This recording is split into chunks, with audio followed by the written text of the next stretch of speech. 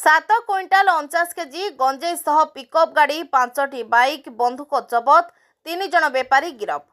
बौद्ध जिला कंटामणा ब्लॉक घंटापड़ा थाना अंतर्गत दुर्गम अंचल नारायण प्रसाद घाटी अंचल पुलिस पक्षर पेट्रोलिंग चलता बेले एक मैक्स पिकअप गाड़ी रे बाहर राज्य को गंजेई चोराचालाण होउथिबा विपुल परिमाण गंजेई सह बाइक मारणास्त्र जबत होईछि।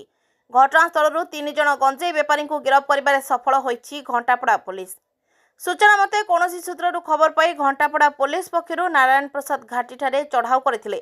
चढ़ाऊ समय गंजेई चोराचालाण पाई प्रस्तुत होइतिबा गंजेई बस्ता भर्ती एक महिंद्रा बोलेरो पिकअप गाड़ी को जबत करथिले। चढ़ाऊ बेले घटनास्थल 5टी बाइक गोटे देशी बंधुक 5 राउंड जीवंत गुड़ी जबत करथिबा बेले 3 जन गंजेई बेपारी को गिरफ करछि। एग्जीक्यूटिव मजिस्ट्रेट को उपस्थिति रे जबत गंजेई को ओजन करिबारु जबत गंजेईर परिमाण 7 क्विंटाल 49 केजी होइतिला एवं गिरफ करा जायतिबा गंजेई बेपारी माने हेले उदय चंद्र भोई, श्रीकांत मुदुली एवं नीलकंठ भोई। एने घंटापड़ा थाना पक्षरु केस नंबर 17/25 रे एक मामला रुजु करा जाई अधिक तदंत चलिथिबा थाना अधिकारी नरसिंह महापात्र सूचना दैछंती। बौद्ध जिला प्रतिनिधि वासुदेव सान्ढों को रिपोर्ट, फोटो न्यूज।